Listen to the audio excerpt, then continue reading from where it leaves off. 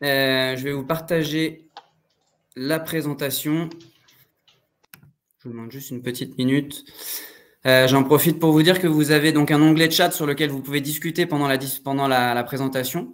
Et vous avez un onglet questions juste à côté. N'hésitez pas à poser vos questions au fur et à mesure sur cet onglet et on y répondra en fin de présentation.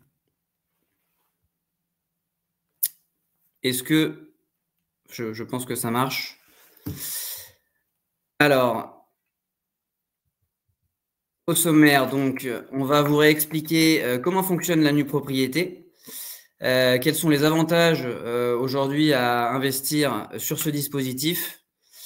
Ensuite, on vous parlera de la sélection au Munity, de notre pôle audit, quels sont les critères fondamentaux qu'on va prendre en compte pour finalement ne vous présenter que les meilleures opérations sur le marché. Ensuite, comme je le disais, donc Romain Lourtiou, directeur commercial à Garim, nous fera un petit focus sur un programme en cours de commercialisation qu'on a la chance de pouvoir commercialiser aujourd'hui, qui est un programme assez premium de par son emplacement, très patrimonial, puisqu'on est dans le centre de Saint-Germain-en-Laye. Vous aurez tous les détails tout à l'heure.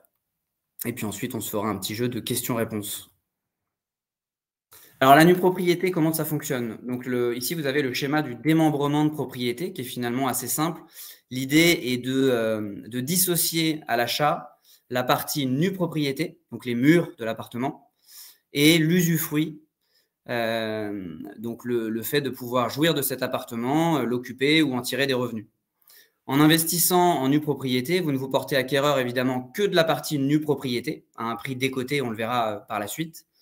Et vous allez déléguer la partie usufruit à un bailleur institutionnel qui va percevoir les loyers pendant toute la durée de l'opération, du démembrement, qui est en moyenne 15 ans, mais qui va aussi s'occuper de mettre en location, de la gestion et de s'acquitter de toutes les charges inhérentes à l'opération. À la fin des 15 ans, l'investisseur nu propriétaire va récupérer la pleine propriété de manière automatique et gratuite. On ne voit pas les slides apparemment. Ah, on ne voit pas la slide. Apparemment, c'est bon. Ok, super. On est bon. Elle est établie. Est-ce que vous voyez bien le slide? Alors, j'ai l'impression que certains le voient et certains ne le voient pas. Et moi, en l'occurrence, je ne les vois pas, effectivement. Non. Tu ne vois pas le slide? Non, le premier, tu le voyais ou pas? Bon, visiblement, tout le monde le voit. Sinon, je peux peut-être relancer, mais non, toujours pas, Romain. Mais après, allez-y, je vais rafraîchir la page et peut-être que ça ira mieux.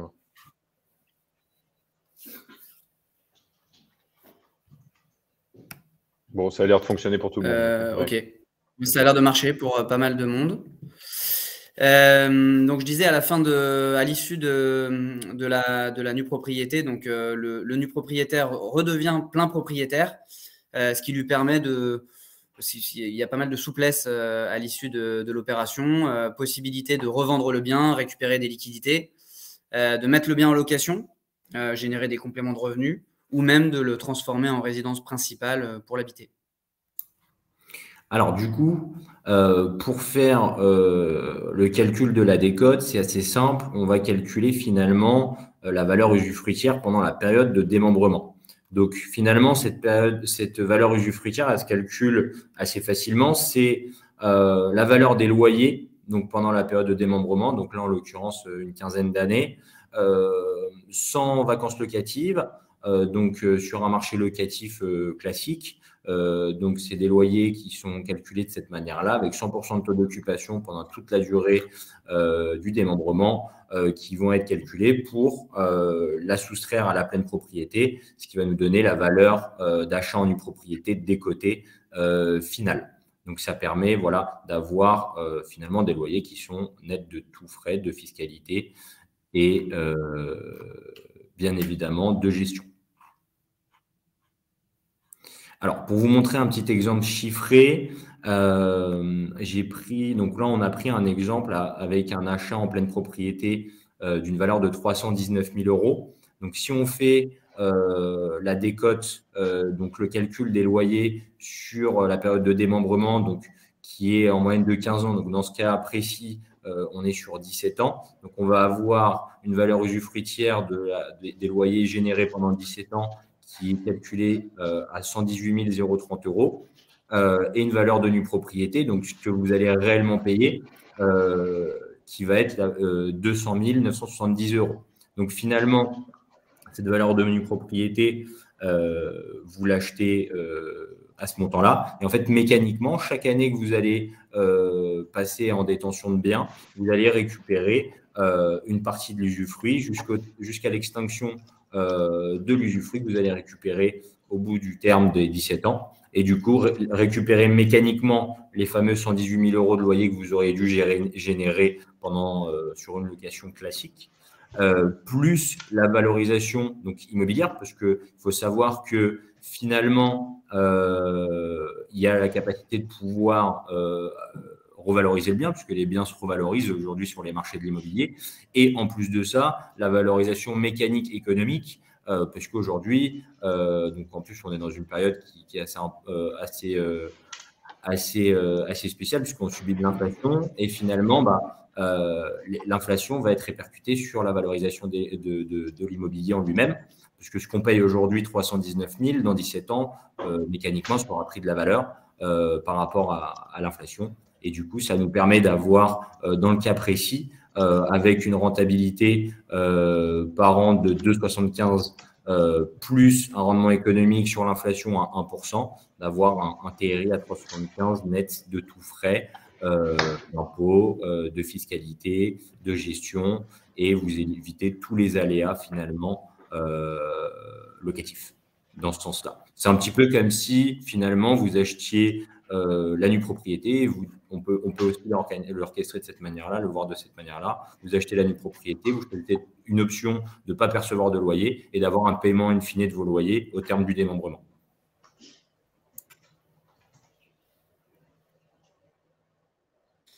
Au-delà de cette valorisation mécanique dont vient de parler Grégoire, plusieurs avantages d'ordre fiscal à investir en NuPro.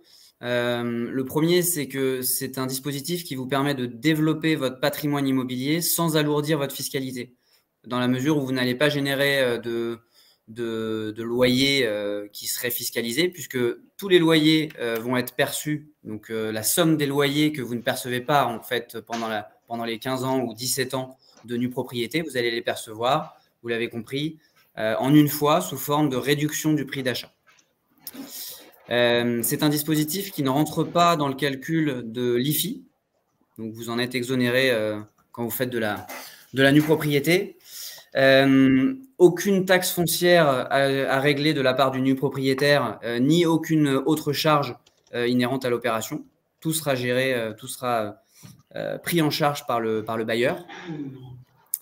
Dans le cas où vous avez déjà des revenus locatifs sur d'autres biens en location, vous pouvez, dans certains cas, vous allez pouvoir déduire les intérêts d'emprunt des loyers existants et du coup défiscaliser sur vos revenus fonciers. Intéressant aussi sur le calcul de la plus-value. Important de le savoir, quand vous achetez, le calcul de la plus-value va se faire entre le montant d'achat en pleine propriété et le montant de revente.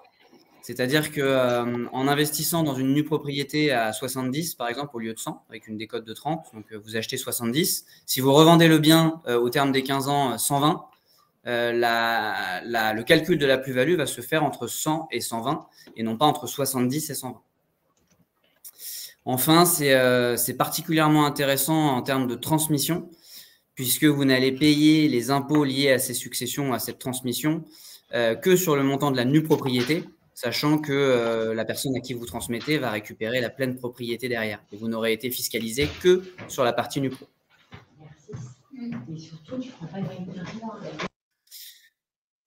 de troisième avantage, évidemment très important, totale sérénité pendant toute la durée de l'investissement. C'est c'est l'avantage de déléguer toute la partie gestion au bailleur, qui, au-delà de toute la gestion locative, va également supporter toutes les charges, on le disait tout à l'heure, impôts, taxes foncières, toutes taxes liées au bien, mais pas seulement, puisque c'est aussi lui qui va gérer toutes les remises aux normes qui devraient être faites pendant la période de démembrement.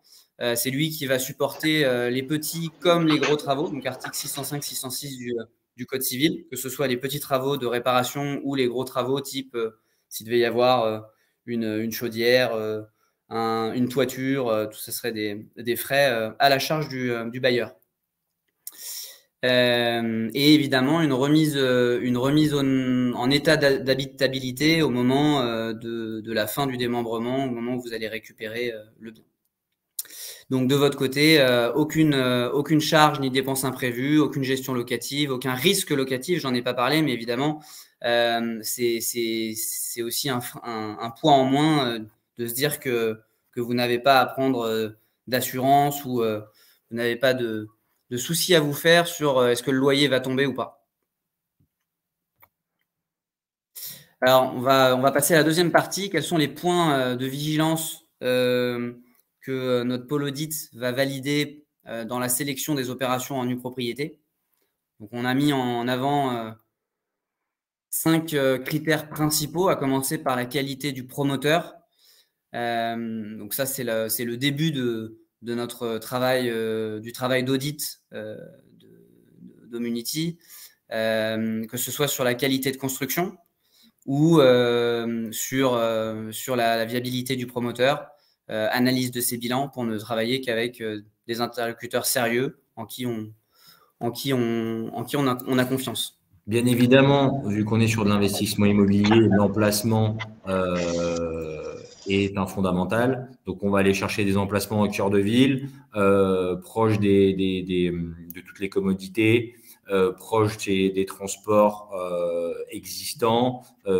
Aussi, on peut parier sur des transports futurs. C'est vrai qu'il y a des projets, quand il y a des projets d'envergure qui sont votés, on a une visibilité souvent à 8-10 ans pour un livrable. Donc, le fait qu'on ait un démembrement qui soit en moyenne sur une période de 15 ans de conservation, ça peut être aussi un arbitrage de se positionner sur quelque chose où aujourd'hui il n'y a pas, mais demain il y aura, étant donné que vous n'avez pas tous les aléas locatifs et que c'est le bailleur qui supporte tout le risque. Donc ça peut être aussi un pari pour l'avenir. Et bien évidemment, nous, dans la qualité d'audit qu'on va apporter chez Homunity, on préfère se baser sur les 3 fondamentaux de l'investissement locatif, donc qui sont rentabilité, viabilité, solvabilité d'un projet. Quand on choisit du coup les projets, on va essayer de cibler des villes où on a déjà des prix au mètre carré qui sont assez élevés. Tout simplement, pourquoi? Parce que finalement, quand on a une rentabilité qui est extrêmement faible, souvent c'est que les prix sont très élevés. Et du coup, prenons le cas par exemple de Paris Intramuros. Un investisseur qui investit dans Paris Intramuros investit pas pour la rentabilité du bien, mais d'une part pour sa sécurité patrimoniale, parce que il sait qu'il a un capital qui est sûr, et sur le potentiel de revalorisation au terme de détention, plutôt que sur la rentabilité intrinsèque et le gain généré par les loyers.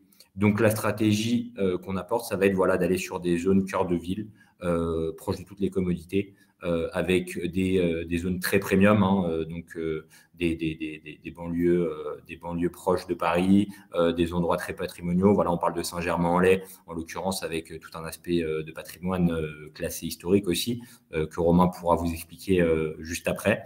Donc, voilà les critères de sélection qu'on met en avant chez nous. Merci Grégoire. On va s'attarder aussi à sélectionner un bailleur, en tout cas à veiller à ce que le bailleur soit de qualité, à sa capacité à gérer un parc immobilier, à sélectionner de bons locataires. Est-ce que ça va être de l'intermédiaire? Est-ce que ça va être du social? Quelle va être la capacité du bailleur à remettre en état le bien à la fin du dispositif? Et enfin, les typologies. veiller au fait que toute typologie soit présente sur le projet, qu'on ne soit pas sur des projets typés studio 2 pièces, qu'il y ait un éventail de toutes les typologies qui correspondent à différents types de locataires. Et ça va être lié surtout à l'emplacement. Est-ce qu'on va plutôt cibler derrière des familles? Est-ce que c'est un quartier plutôt universitaire, etc. Voilà pour ce qui est sélection. Je vais passer la parole à Romain qui va nous faire un focus sur cette fameuse opération de Saint-Germain-en-Laye qui est actuellement en cours de commercialisation. Eh ben, merci beaucoup à tous les deux. C'était très clair pour cette présentation du dispositif. Donc, moi, je suis Romain Lourtiou, donc le directeur commercial d'Agarim. On est un partenaire d'Omunity sur les sujets de démembrement de propriété. On est un expert sur le sujet puisqu'on ne fait que ça chez Agarim. On voulait vous présenter aujourd'hui cette opération qu'on a actuellement en commercialisation à Saint-Germain-en-Laye. Et donc, elle rejoint en fait complètement ce que vous venez de présenter tous les deux sur la sélection des opérations et les critères de sélectivité que vous pouvez avoir et sur les acteurs, on l'a bien compris, mais aussi sur les emplacements. Saint-Germain-en-Laye, pour ceux qui connaissent peut-être un petit peu moins cette commune, on est sur une des communes les plus cotées de l'Ouest parisien, terminus du RER A. Donc, on a une très bonne desserte déjà par les transports en commun. On a un patrimoine architectural et un patrimoine historique qui sont vraiment avérés, puisqu'on a le château de Saint-Germain-en-Laye, assez emblématique, où est né Louis XIV, qui est vraiment le berceau des rois de France, avec tout le centre-ville qui est en harmonie d'ailleurs avec ce château et qui est typique, je dirais, de l'architecture qu'on retrouve dans l'ouest de l'Île-de-France et notamment des communes comme Versailles. Et assez naturellement, on va retrouver du coup une population de CSP largement représentée, avec une qualité de vie assez remarquable. Et Saint-Germain, on l'a constaté, fait partie de ces communes qui ont largement bénéficié de cet effet post-Covid, où on a vraiment voulu rechercher de la qualité de vie, que ce soit par des surfaces extérieures, que ce soit par plus d'espace avec un cadre de vie et des espaces verts à proximité importants. Et donc, on a d'ailleurs une forêt domaniale vraiment magnifique qui est juste à côté de Saint-Germain, qui colle Saint-Germain, qui est une des plus grosses forêts proximité d'Île-de-France. Et donc, on a vraiment tous les ingrédients qui nous ont, nous-mêmes chez Agarim, poussé évidemment à nous positionner sur cet emplacement de premier plan. Voilà, donc je vous resitue très rapidement Saint-Germain. Alors, vous voyez, on voit ici très en filigrane le centre-ville de Saint-Germain, et tout le reste ici, c'est la forêt domaniale de Saint-Germain-en-Laye qui domine tout le bassin d'Île-de-France. Donc, on a des vues complètement dégagées, notamment depuis la grande terrasse du château. C'est absolument magnifique. J'y étais encore ce matin avec des partenaires. C'est vraiment, ça fait l'unanimité quand on va sur place de manière indéniable. En termes d'accessibilité, je vous parlais du RER A. Donc, on est en fait, en 15 minutes, vous rejoignez le centre d'affaires de la Défense. En 30 minutes, vous êtes à la place Charles de Gaulle-Étoile à Paris, en haut des Champs-Élysées. Donc, ça fait évidemment ça participe très largement, je dirais, à cet attrait que va avoir Saint-Germain. L'autre avantage, c'est qu'on est sur l'ouest parisien. On est très bien connecté au réseau autoroutier A13, A14, A86, ce qui fait que très rapidement, en fin de semaine et le week-end, eh bien, on peut s'échapper de Paris. Et c'est aussi un des grands avantages de pouvoir justement facilement sortir de l'Île-de-France, notamment avec les engorgements qu'on peut connaître en fin de semaine. Une mobilité urbaine aussi qui est très développée. Je vais passer rapidement là-dessus, mais avec des lignes de bus, des pistes cyclables évidemment. Et on est nous-mêmes, l'opération, vous allez le voir, est extrêmement bien placée puisqu'on est on parle de 10 minutes, on est même à moins de 10 minutes à pied du RER qui est au pied du château. Et on est à 200 mètres de la place du marché de Saint-Germain. Donc, on est vraiment en plein cœur de ville, ce qui est extrêmement rare d'avoir du foncier neuf dans un emplacement aussi central. Et je vais faire un petit focus sur le projet juste après. Donc, vous voyez, en termes de desserte aussi par rapport aux services qu'on a à proximité, on est au sein d'un écoquartier. C'est un écoquartier qui est situé à l'emplacement de l'ancien hôpital de Saint-Germain-en-Laye, qui était laissé un petit peu à l'abandon depuis quelques années. et les bâtiments existants, certains sont vraiment remarquables, qui ont été construits au XVIIIe siècle, vont être complètement réhabilités.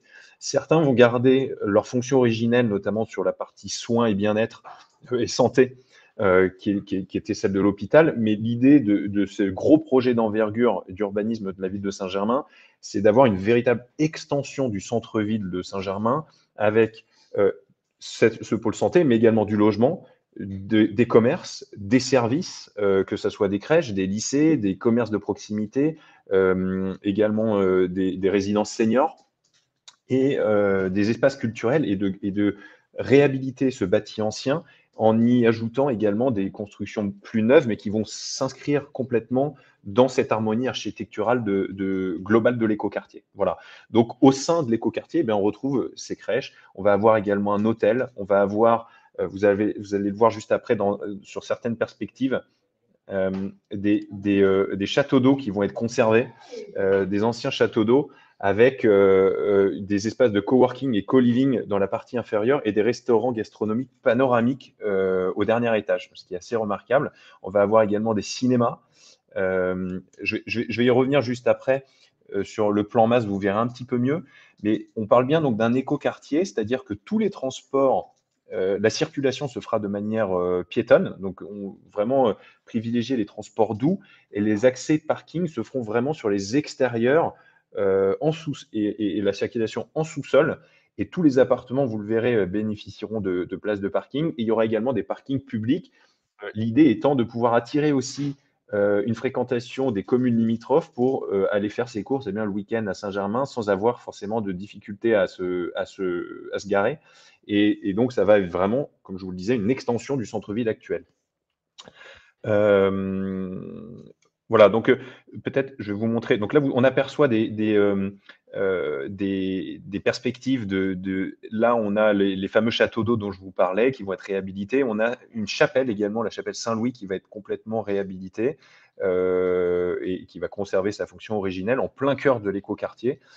On a ces bâtiments anciens qui vont être et à la fois du logement et des espaces culturels d'exposition, mais également des commerces en pied d'immeuble, ce qu'on va retrouver sur l'ensemble du quartier, et des bâtiments plus récents, comme le nôtre. Nous, on sera sur un bâtiment en VFA.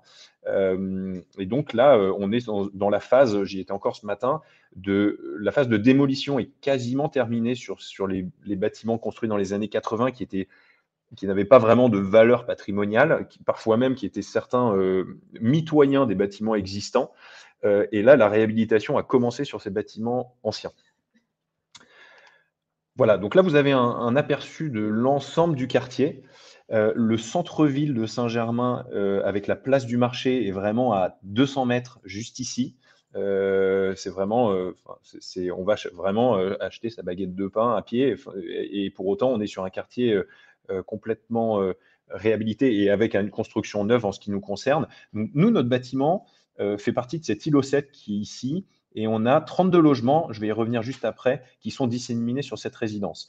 On a à côté une place centrale autour de laquelle on va retrouver un cinéma avec 10 salles de projection, qui est très attendu, puisque aujourd'hui à Saint-Germain, il n'y a qu'un tout petit cinéma, assez vétuste d'ailleurs, qui n'est plus du tout aux normes. Et donc, ça fait très longtemps que les habitants attendent d'avoir ce service-là. Et on a également, juste à côté, les fameux 2 châteaux d'eau dont je vous parlais. On va avoir un hôtel, une conciergerie et également des petits pôles dédiés à la santé. Donc, on aura plus de 8000 m² dédiés à la santé sur l'ensemble de cet écoquartier. Et vous le voyez aussi, plus de 10 000 m² d'espaces verts qui vont être plantés. On va retrouver les essences qui sont juste à côté dans la forêt de Saint-Germain. Et l'idée des urbanistes et des architectes de cet écoquartier, c'est de viser un label écologique, un label biodiversity. Et c'est la raison pour laquelle on a de grands espaces verts et également des toitures végétalisées sur les toitures qui le permettent. Voilà. Donc maintenant, pour ce qui concerne la partie en démembrement pur que nous ont introduit Romain et Grégoire, nous, notre sélection chez Agarim va se porter sur uniquement 32 appartements qui seront donc en diffus, c'est-à-dire que nous, on va avoir 32 appartements en démembrement et pour autant, dans le même bâtiment, on va retrouver des appartements en accession qui vont être commercialisés directement par le promoteur. On est sur une durée de démembrement de 17 ans. Grégoire en a parlé tout à l'heure, on est sur une durée minimum de 15 ans dans le cadre du démembrement. On peut aller sur des durées jusqu'à 18 ou 20 ans. Là, on sera sur 17 ans. Il y a eu d'ailleurs une des questions dans le chat sur comment elles sont décidées en fait finalement ces durées de démembrement. Eh bien en fait, c'est une négociation. Déjà, c'est souvent aussi une négociation qui est portée par la ville au moment de la délivrance du permis de construire, qui demande d'avoir certaines durées de démembrement. Et parfois, c'est aussi une négociation avec le promoteur, l'usufruitier, le bailleur, donc, qui va exploiter la résidence. Et donc, c'est en revanche, une fois que c'est acté, c'est une durée de démembrement unique pour l'ensemble de la résidence. On a une clé de répartition, du coup, pour cette résidence de 65% pour la nue propriété, et on a une clé de répartition qui, comme on vient de le voir, est économique, c'est-à-dire qu'elle correspond, les 35% de décote correspondent à la somme des loyers nets et actualisés que vous auriez perçus si vous aviez loué vous-même cet appartement pendant 17 ans. Voilà.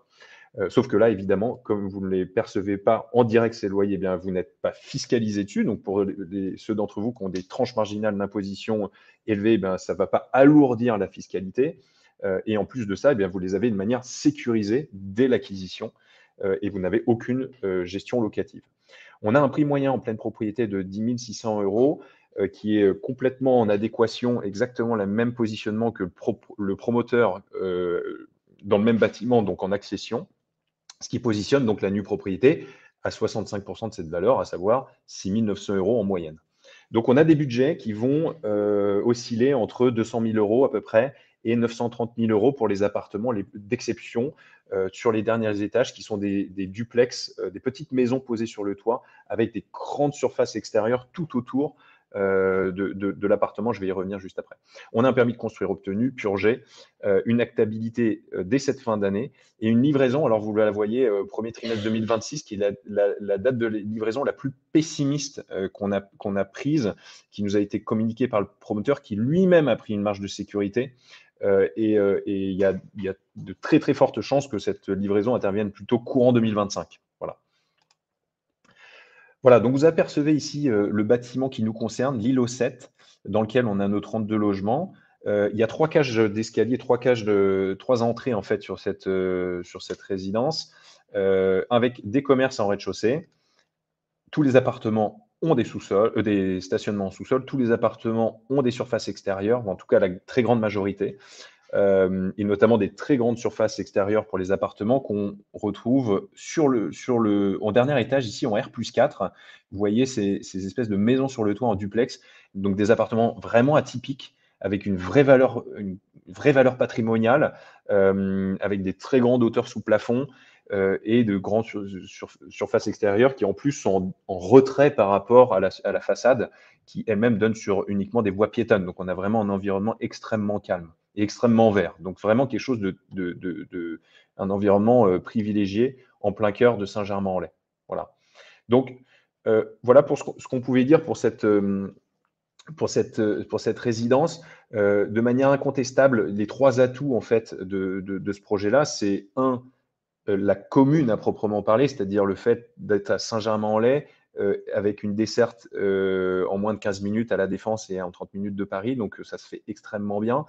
Une commune vraiment de qualité, avec un bâti qui est vraiment remarquable.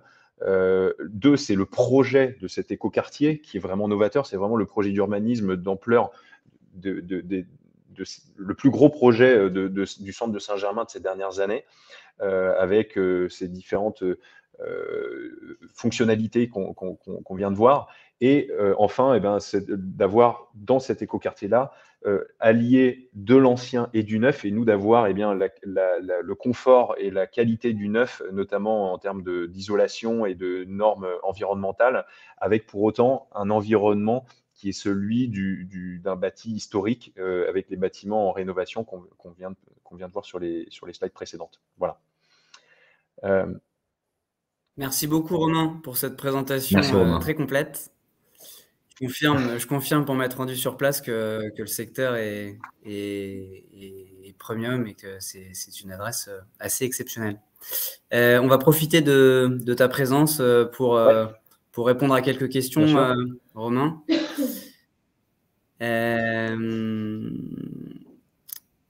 Est-ce que Grégoire, tu as Alors, laissé on avait la arriver, question de Monsieur Mourtou, en fait, qui s'interrogeait sur le fait que le principe du démembrement là qu'on a exposé, en tout cas sur Saint-Germain-en-Laye, soit sur un projet en diffus, donc en VFA, et de surpayer 35 à 40% le prix de la valeur réelle du bien parce que c'est du neuf. Est-ce que tu pourrais expliquer à M. Mourtou justement pourquoi en fait il ne surpaye pas le bien, parce que finalement il y a quand même des choses qui justifient aujourd'hui un prix un peu plus élevé sur du neuf, et surtout tout sur à fait. En fait, là, ce qu'il faut bien différencier, c'est cette notion de neuf ancien, enfin en tout cas prix du neuf, prix de l'ancien, du schéma en démembrement. Je pense qu'il y a deux choses. Là, je pense que la question, elle concerne l'écart de prix qu'on va retrouver entre le neuf et l'ancien, et ça, c'est quelque chose qui est constaté de manière tout à fait classique, c'est-à-dire que ça n'a absolument rien à voir avec le démembrement. Nous, finalement, le prix, comme je vous le disais, il est de 65% pour la nue propriété, il est assis sur le prix en pleine propriété. Ce prix en pleine propriété, c'est un prix de marché. En revanche, vous avez raison, le prix du neuf aujourd'hui est supérieur au prix de l'ancien pour une raison assez évidente, c'est que on a, et en revanche, pour autant, les frais d'acquisition sont aussi pas les mêmes. C'est-à-dire que dans le neuf, on a des frais de notaire qui sont aux alentours de 2,5-3%, quand dans l'ancien, on est plutôt aux alentours de 7,5-8%.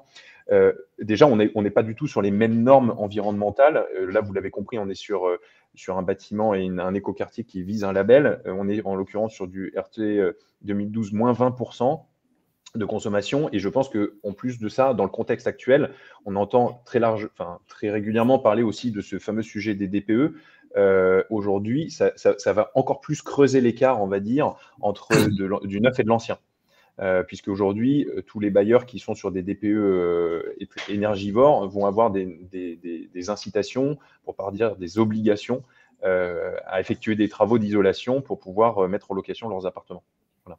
Donc ça explique aussi la différence de prix qu'on va avoir, qu'on retrouve partout, quels que soient les emplacements d'ailleurs, entre le neuf et l'ancien.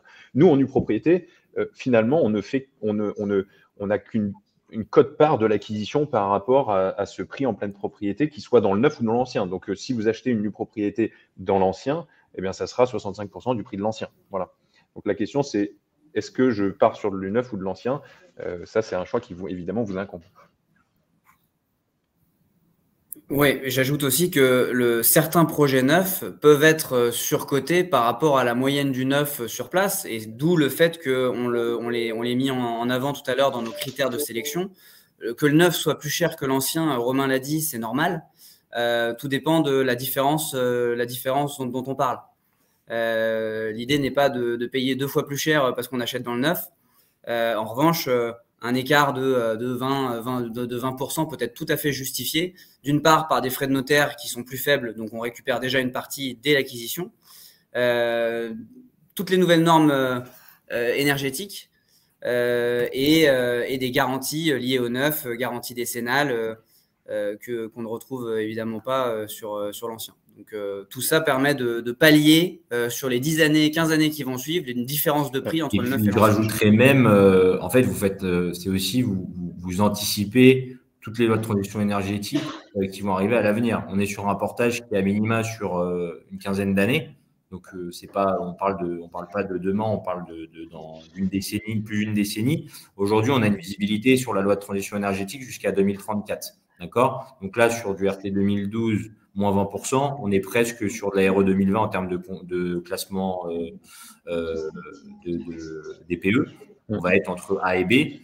Si vous investissez aujourd'hui sur du AB et que vous récupérez la pleine propriété dans une quinzaine d'années, vous savez que vous êtes sûr de ne pas avoir de travaux de réhabilitation à faire pour vous remettre aux normes énergétiquement au moment où il y a l'extinction de l'usufruit. Vous êtes déjà sur un immobilier qui est propre, aux dernières normes. Et en plus, là, en l'occurrence, on est sur des qualités de matériaux qui sont assez exceptionnelles. Notamment, Romain, confirme-moi si je ne me trompe pas, mais on est sur de la vraie pierre de taille et pas de la pierre de taille agrafée comme on peut trouver sur la plupart des programmes qui veulent avancer des qualités de prestation qui sont bonnes. Mais là, on est vraiment sur quelque chose, de la vraie pierre de taille qui a un coût et un prix qui justifie aussi le fait de pouvoir payer un petit peu plus cher le bien. Absolument. Et il y a une question aussi, enfin, ou plutôt une remarque sur le fait que des travaux vont intervenir à partir de la 15e année. Oui, vous avez raison. Mais en fait, dans le cadre vous auriez acheté en pleine propriété de la même manière, vous auriez eu aussi des travaux au bout de la 15e année. Là, en l'occurrence, en plus, on est sur 17 ans. Donc, bon, après, on ne va pas sur 2 ans, on ne va pas chipoter, mais ce qu'il faut bien avoir en tête, c'est qu'en fait, l'idée, c'est quoi? C'est de se dire que pendant toute la durée de démembrement, pendant les 17 ans, tous les travaux qui vont intervenir, qu'ils soient d'entretien courant, partie commune, partie privative, petite, grosse réparation ou remise aux normes, ou demain la réglementation change, comme on vient de le connaître avec la DPE, elles seront à la charge de l'usufruitier. Donc déjà, c'est une charge mentale que vous oubliez complètement. C'est pour ça que c'est aussi un produit qui plaît beaucoup aux expatriés, notamment parce que justement, ils n'ont pas à gérer justement. En fait, tous les aléas de la location qu'on connaît dans l'immobilier, vous ne les avez pas dans le démembrement de propriété. À partir du moment où vous devenez plein propriétaire, évidemment, et de manière assez logique, ces travaux-là sont à la charge du nu propriétaire, enfin de l'investisseur de départ, du plein propriétaire. Voilà. Je crois qu'il y avait une autre question sur les loyers qui auraient été évidemment augmentés pendant la période de démembrement.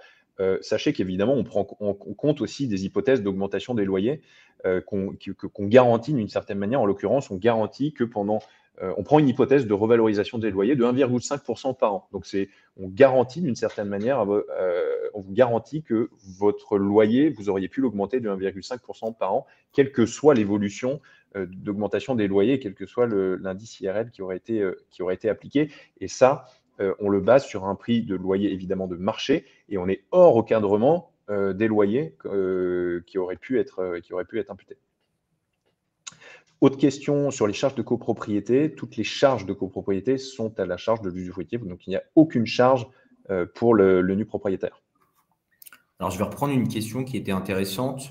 C'est vrai qu'à l'échéance 17 ans, il y a M. Rossi qui disait que tout le monde finalement sort de l'engagement et il se posait la question s'il n'y a pas avoir un risque de décote parce que si tout le monde souhaite vendre au même moment, finalement, il n'y a plus la rareté du produit sur le marché. En fait, on se rend compte que c'est un petit peu, on peut prendre aussi comme exemple le dispositif Pinel qui a des engagements 6, 9, 12 ans. En fait, ce n'est pas parce que vous sortez du dispositif et que vous récupérez là, en l'occurrence, la pleine propriété sur le démembrement que vous êtes obligé de vendre. Romain vous a bien expliqué au début de la présentation que finalement, une fois que vous avez récupéré la pleine propriété, vous avez 3 portes de sortie. Soit vous revendez, soit vous pouvez habiter dedans, ou soit vous pouvez continuer à louer le bien. Donc, ça veut dire que mécaniquement, il ne va pas y avoir 100% des acquéreurs qui vont être revendeurs au terme du démembrement. Oui, exactement. Cet effet bulle, et c'est une très bonne question. Déjà, on est en diffus, c'est-à-dire que l'intégralité de la résidence n'est pas vendue en démembrement, et on constate, et notamment sur une résidence comme celle-ci, moi je le vois avec les investisseurs qu'on a pu avoir jusqu'ici, c'est des gens qui se projettent. Et en plus, on est sur plutôt des grandes surfaces. Les gens se projettent très bien pour avoir un pied-à-terre et pour pouvoir conserver ou poursuivre la location plutôt que de faire un coup achat-revente. Ce n'est pas du tout la stratégie de départ. Il y a une question. Alors, rapidement, il y a une question sur à quelle date commence la période de démembrement. Elle démarre à la livraison des travaux. Et enfin, il y a une autre question sur la décomposition du prix. La part est calculée sur une projection de tous les loyers. Et en gros, la question, c'est quel est l'intérêt pour le bailleur social d'acheter tous les flux de loyers à venir non décotés? En fait, on a l'objectif en fait de l'usufruitier, du bailleur. Ce qu'il faut bien avoir en tête, c'est que lui n'a pas vocation à faire de rentabilité sur cette opération. C'est un bailleur qui a une mission de service public et dont la mission, c'est vraiment de proposer des logements de qualité dans des zones tendues. Zone tendue, ça veut dire des zones où on a une demande qui est supérieure à l'offre. Donc, fatalement, des zones patrimoniales où les prix du foncier sont plutôt élevés. Aujourd'hui, le seul dispositif qui permet de financer du logement social en faisant appel de l'épargne privée, c'est celui-ci. Et donc, c'est un moyen justement de permettre à des actifs qui sont dans ces plafonds de ressources de pouvoir se loger décemment dans des zones tendues. Pour autant, c'est un dispositif qui est temporaire et il ne vient pas je dirais en confrontation avec le dispositif pérenne de logement social habituel. Voilà. Et là, en l'occurrence, on est sur du logement intermédiaire qui est encore la catégorie entre le logement social classique et le marché libre.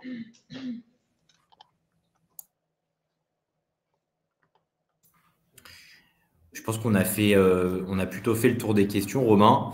Moi, j'aurais bien aimé conclure la présentation en ressoulignant voilà, les intérêts de l'achat en nue propriété, en démembrement. Donc, c'est vrai qu'aujourd'hui, finalement, l'achat en nue propriété et le démembrement, c'est un vrai outil d'anticipation de max successoral. C'est un outil qui a une fiscalité extrêmement puissante parce que ça permet aux investisseurs qui ont des gros patrimoines immobiliers, qui sont soumis à l'IFI, de pouvoir continuer à investir sans abonder davantage le montant qui est imposable à l'IFI et taxable, et de pouvoir anticiper la partie successorale parce que finalement, vous allez faire anticiper les donations sur une part des côtés qui, derrière, vous recouvrera la partie usufruitière. Donc, prenons l'exemple que Romain a pris tout à l'heure.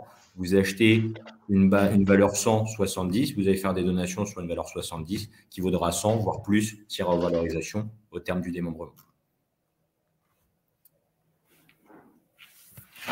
Oui, c'est aujourd'hui vraiment un excellent moyen de transmettre son patrimoine à moindre coût.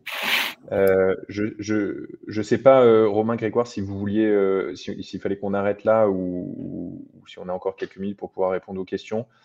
Je crois qu'on arrive au bout de la période, enfin du temps qu'on s'était fixé. Prenons une dernière question. Et de toute façon, vous avez la possibilité évidemment de prendre rendez-vous. L'idée, c'est, là on est resté très généraliste aujourd'hui. L'idée, c'est que vous puissiez prendre rendez-vous avec un de nos conseillers pour faire une étude personnalisée, voir quelle serait la faisabilité dans votre cas et puis surtout voir potentiellement d'autres projets. On a fait un focus aujourd'hui sur le projet de Saint-Germain.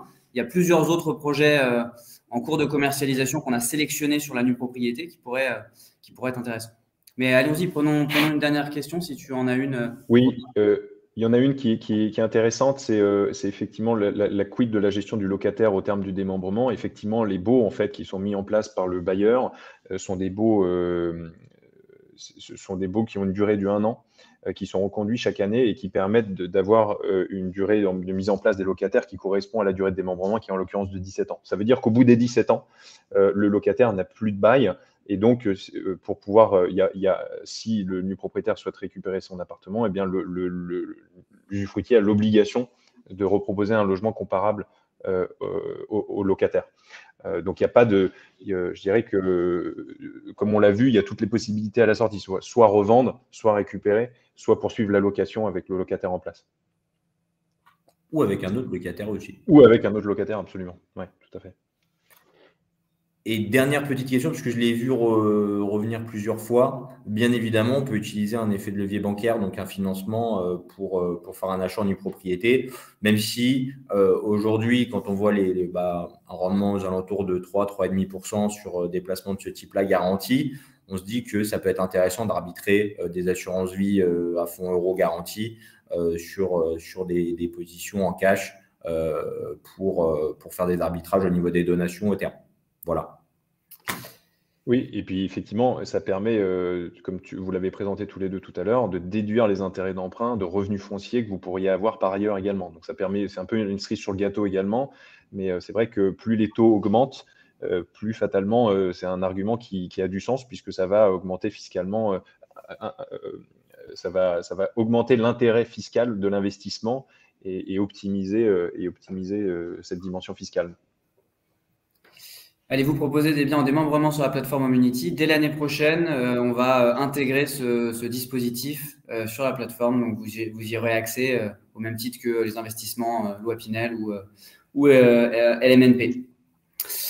On va devoir s'arrêter là. Merci beaucoup d'avoir suivi cette présentation. Merci beaucoup, Romain, d'avoir intervenu. Eh ben, avec grand plaisir. Merci pour votre parole.